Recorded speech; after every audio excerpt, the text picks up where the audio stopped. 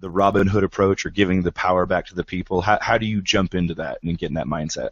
Absolutely. Well, again, like all the other questions, pretty much, Fletch did a fantastic job covering it. All of my clients begin by filling out a discovery form for me, which is 3 pages long, and I would say it probably takes 30+ minutes to fill out, which asks a ton of questions about what some of their business goals are, and just a bunch of things. So before I even begin, I already have a lot of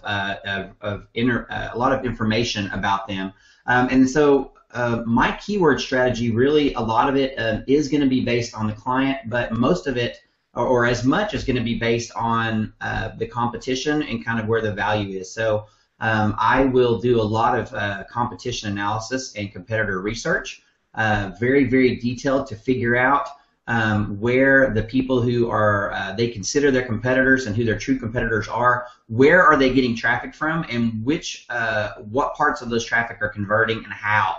So for me, the keyword research, it'll begin with the client and what are their needs, what are their wants, but then it will be filtered through what my market research tells me, because I'll tell you what happens is a lot of times the client is, we say, too close to the fire, right? It's a phrase. To really understand what keywords have value for them. So I'll give you a perfect example. I work with plastic surgeons a lot in the Dallas area, and a plastic surgeon, when I was talking about his keywords, he mentioned rhinoplasty, as an example. And so, is it important for us to rank for rhinoplasty? Sure, it is. But nose job, about 1,000 times more important. Right? So, there's a kind of a famous quote I love from Henry Ford, where he says, if I'd asked people what they wanted, they would have said faster horses. Right? Yeah. So I always love that quote, because to me it really, it really talks about kind of out of the box thinking, and so, again, part of my job is to listen to my client, and but then also, what they're really ultimately paying me for is my experience.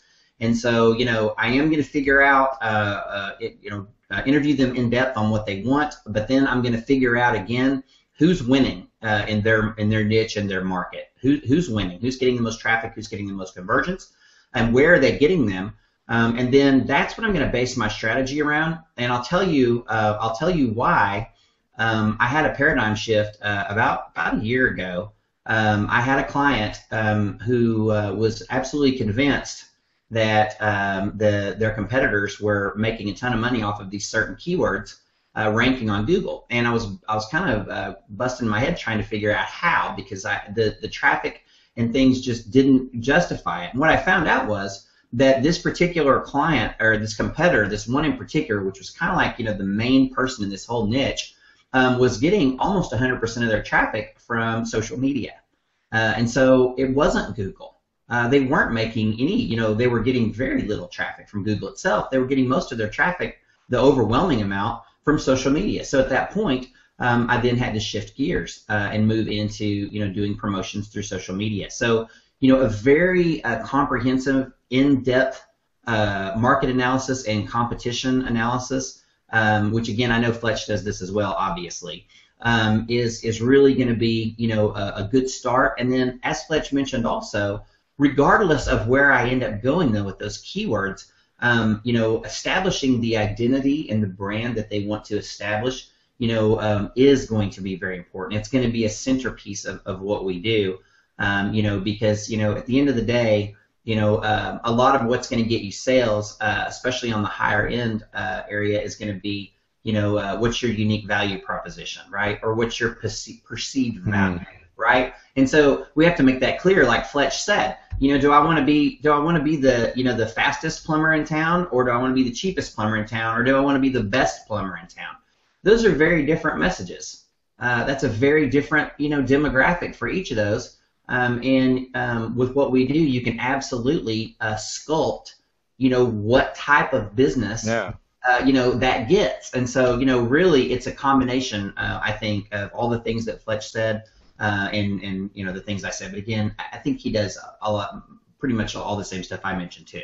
So it sounds like everything that you're doing, your mindset and how you're looking at the whole landscape really shapes how you do your keyword research, how you implement your on-page SEO that lead to that ranking on the first page of Google. Yeah, I mean, at the end of the day, the people who are winning whatever battle you want to fight, there are some things that they're doing, right? Success leaves clues, as they say, right? Right. And so, that's always going to be a big part of how I approach things for a client. I do want to have some out-of-the-box thinking, though, like I mentioned with the Henry Ford quote, and we do want to, find some things, some ways to, do some things outside of the box. But again, if we kind of know who the competitors are and kind of who kind of owns that space, a good way to start is to kind of, infiltrate that space, kind of figure out what they're doing and kind of do what they're doing, do a little bit better. Well, it almost sounds like you're observing an ecosystem and how that ecosystem works, and then you're figuring out how the best way to introduce you as a new element to the ecosystem and have it work well. Because if not, then you're in the Google sandbox. Yeah, absolutely. I mean, at the end of the day, an analogy a lot of us like to use, and I'm not sure where I heard this first, a long, long time ago, but we talk about, like, if you're playing a game of poker, right? And we always ask, would it be helpful to you if you're playing a game of poker if you could see your opponent's hand, right? Yeah. And the question would be yes, right? Yeah, absolutely. Right. Would. And the thing is, when you're trying to rank on Google, the answer is always yes, because Google always shows you their hand, right? Yeah, that's true. Right there in the search results, right? Right. All I have to do is look at page 1, right? Who's winning? Right? Who's winning? What does Google want? What do they like? Well, there's my answer. I look at page 1. So it's not that simple, obviously. There's a lot more to it. But I'm saying at a very basic level, there's a lot of common sense to that. So, a lot of, like you said, observing, the current ecosystem, observing, the winners and what their habits are and what they're doing is going to be very valuable pretty much, I think, in any, any business, regardless of online or offline.